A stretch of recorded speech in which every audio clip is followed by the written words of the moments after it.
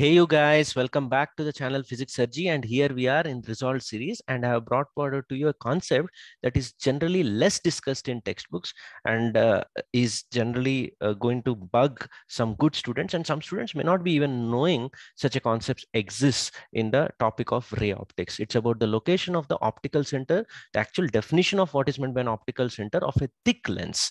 We'll try to clear some misconceptions arising in this particular topic, and also to understand whether the optical center is at the midpoint of the thickness of the lens or not. Okay, so just to give you a gist of what is going to happen in this video, we'll try to take up a practice problem which analyzes this idea, and at the end of the conceptual solution, we'll take up a practice problem to enhance our understanding of the situation. Okay, so I hope you are excited. So let me go forward. So just to give you a gist of what I wanted to tell you is that you might have seen in your labs a simple experiment that is done for the practical convex and concave lens, as you could see on the screen. A convex lens which converges these rays, and concave lens which acts like a diverging apparatus.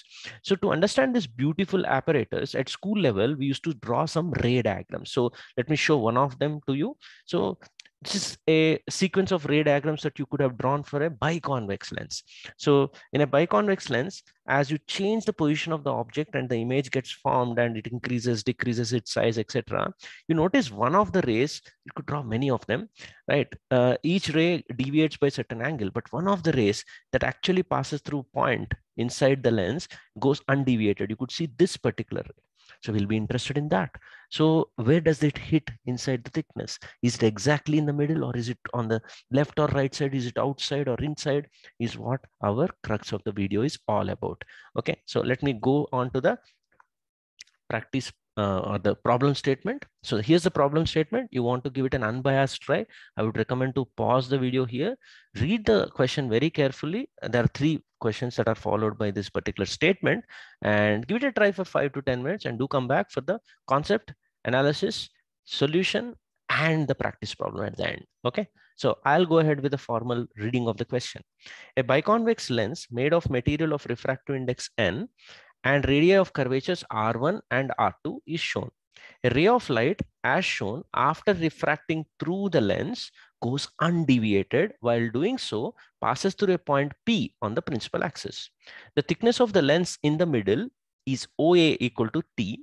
Then answer the following questions. First one, what is the value of OP, this length, in terms of the refractive index n, R1, R2, and the entire thickness? What is the significance of this point P, and is its location going to depend on the angle of incidence at which it came? When will point P be the midpoint of OA? Is it always, like most of the students think, or is it never?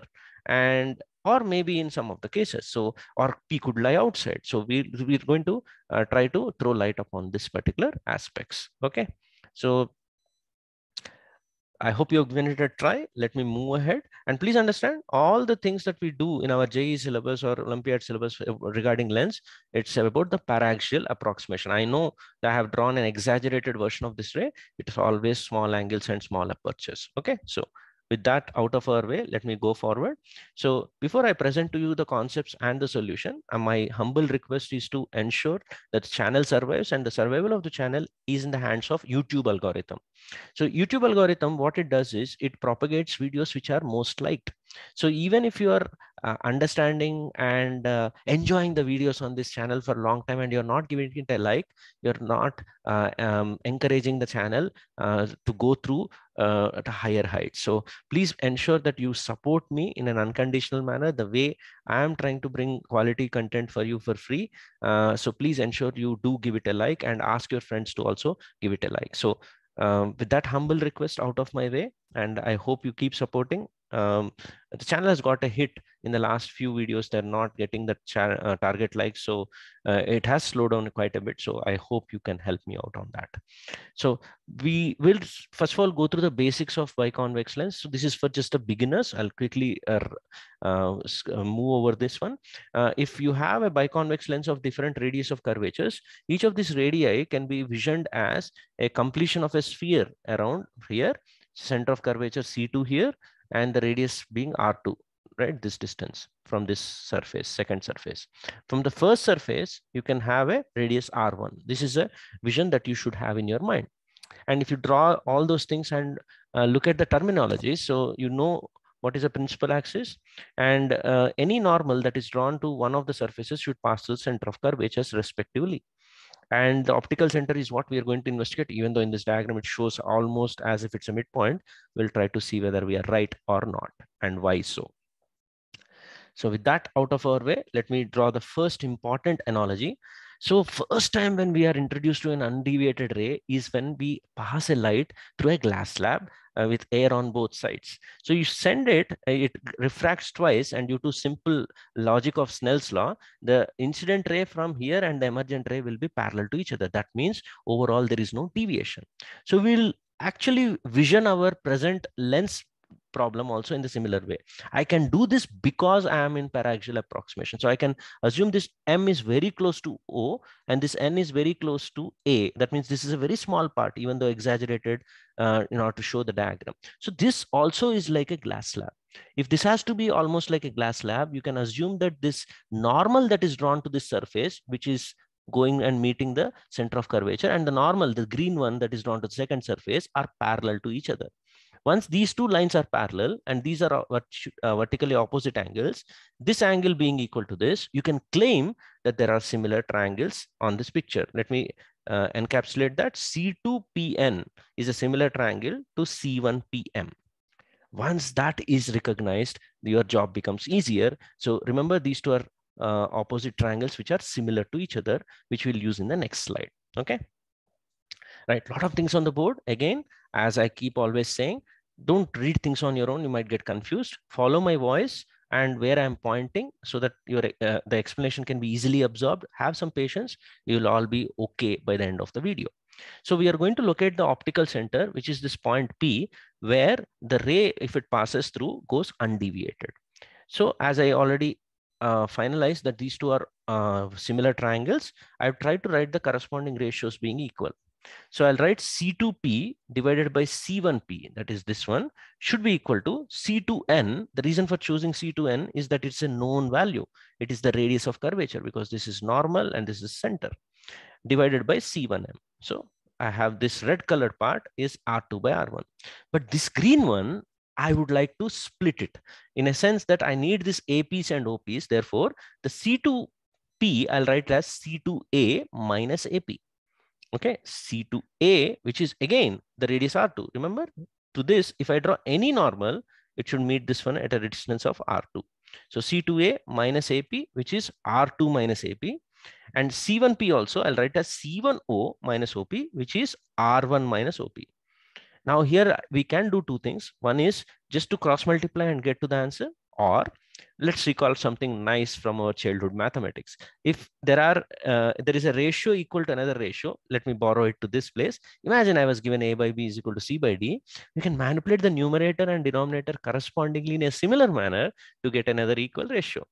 So to notice that this is R2 here, and then R1 here, R1, and you need only ratio of these APs and OPs, you can actually subtract the numerators and write as C minus A divided by D minus B. You could write plus also. I chose minus to cancel the R2 values. So these two simultaneously are equal to this fraction with C2A and R2 and C1 O and R1 getting cancelled. So AP by OP comes out to be R2 by R1, which is an eye opener for a lot of students. That means the P is not always the midpoint. In fact, it is actually a nice geometrical property that the P gets divided in the ratio, direct ratio of R1 and R2. So here I have written AP by PO, which is R2 by R1. I could have written OP by PA as R1 by R2. And therefore, because of this statement of direct ratio, OP, which was requested in the first question, will come out to be R1 by R1 plus R2 into the thickness T here. Which tells you that if it is a very thin lens, this will not matter because all of these are single one point. But once the thickness is given in millimeters, in some of the JE problems, they can actually give you R1 and R2 in centimeters, 20s, 30s of centimeters, and they can give you OA as some millimeters. And in that millimeters of width, you can have the optical center somewhere not in the middle. And by using all this enough information, let's conclude on the 3 questions that we had been asked at the start of the video. So these are the conclusions. I already wrote the direct ratio thing. The second important part that you should have realized by now is that it's a geometric property. It has nothing to do with the refractive index of the medium or the material. And also the angle of incidence didn't matter. As long as these are small angles and these are paraxial approximations, it doesn't matter. So anything that passes, so you may draw another ray, somehow it just, let's say, refracts and passes through P, it has to come out in an undeviated manner, which is what we saw in the video that I showed at the start. Okay. Not only that, a special case that is generally misleading for most people is that if only if R1 and R2 are equal to each other, then P becomes the midpoint. Not always, is what our third conclusion is all about.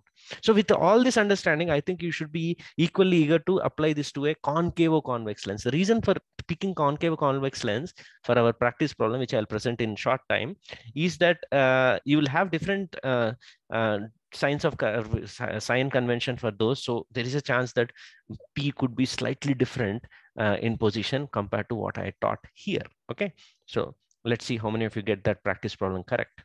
So before I present that, these are the different ways in which you can connect to our YouTube channel. So Discord server, Telegram, and website are academic connections for the students who are real aspirants. So these are the places where your doubts and the rest of the things can get solved. Okay, so the bottom 3 are the social media presence for our channel. For those who want to contact or get in touch with me, all the links of these connections are given in the About Me section of this channel. Please go there and explore whichever one that you are needed for. Okay. Regarding the website, as I said, the website contains all these YouTube videos arranged in a chapter-wise manner, in a playlist manner, series manner also. There are multiple ways. So how the website is useful and all that, I have already made a video. Just, if you are new, just check the video tutorial. The link of that video is in the description below or the I button above. That should guide you very well. Okay, so here comes the practice problem. So the milestone regarding this problem also I need to explain. As I said about the Discord server, this is going to be the 100th QOTD. We have hit a century. So I would like to take the opportunity to thank all the admins and the students who are actually running the Discord server. I'm just contributor and a bypasser in that particular scenario. So out of these 100, I might have contributed 2 or 3. Okay, so it's time I put in the contribution. So maintaining the quality of these 100 QOTDs with the execution, creation, and solutions being provided, people have done a lot of hard work, and I should take this opportunity to appreciate that. Okay, so if you are new, you should actually go to the Discord server to check the rest of the 99 QOTDs and their solutions. You will become enriched in physics for sure. And regarding this one that I have created, especially for this special event, as I said, there is a concavo-convex lens. The radii are given. The thickness is mentioned here. And there is a light ray whose equation is given. So read the question carefully. The equation of the light ray inside the medium is given here. Okay, right? And followed by 4 questions. 4th one is in the next slide. And each and every one of these questions are designed to test your understanding of the concept, not just mugging up of the situation. Okay, so I hope you'll have a great time solving this. This is a tricky one, but not a tough question for sure. Okay, so this is the 4th one. I've changed the wavelength of the red colored lay to the blue lay, and I'm requesting you to repeat the experiment. So let's see what you can do with this. So if you get all these 4 questions answers, you can comment your response along with the timestamp of this video below so that I can navigate. Timestamps are important because once the video gets older and I produce more videos and I am checking or navigating through, it will be easier when I click on that timestamp. Okay, so and regarding the solution, I'll present a video solution of this entire thing in the originals in the next upcoming video. Okay, so see you there also in the Discord server. For those who are new, want to explore more beautiful problems in the optics, I have made subtopic playlists of optics. I think 3 to 4 optics playlists are there, catering to subsections. So please do check out all the links of these playlists in the description below. You can explore them. And regarding Discord server, you can go there and check the optics channel. Like that, every different topic has a channel. So all the doubts get streamlined, unlike the Telegram place where all the doubts are in one particular thread. So how to use the Discord server? If you're a beginner, I would recommend you to watch a video tutorial that I have made describing the process that you have to go through, and also how well our PhysicsSurgery official Discord server helps the aspirants. Link of that video is shared in the description below or the I button above. Check it out and join the 3K real aspirants. These are serious ones that are studying very well in our server and exchanging information and also solving each other's doubts. And just like what you're watching as Resolved series, there are many more series that are running parallel in this channel, catering to the different needs of the students. So I have written only 4, many more are there. Links of all those playlists, depending on your requirement, you can explore in the description below. Or you can directly go to the channel's main page and check out the playlists. And as I keep saying, please do like the video so that the channel stays alive. It becomes very, very difficult to keep surviving if the YouTube algorithm keeps ignoring our channel just because students are lazy not to like it. Okay, so I hope you'll understand, and keep sharing the content and subscribe to my channel and watch 3 or 4 videos if you are new to this channel per day, maybe at a faster speed, so that you catch up with others who have been enjoying this channel and succeeding in their exams in the last few years. Okay, so see you in the next video.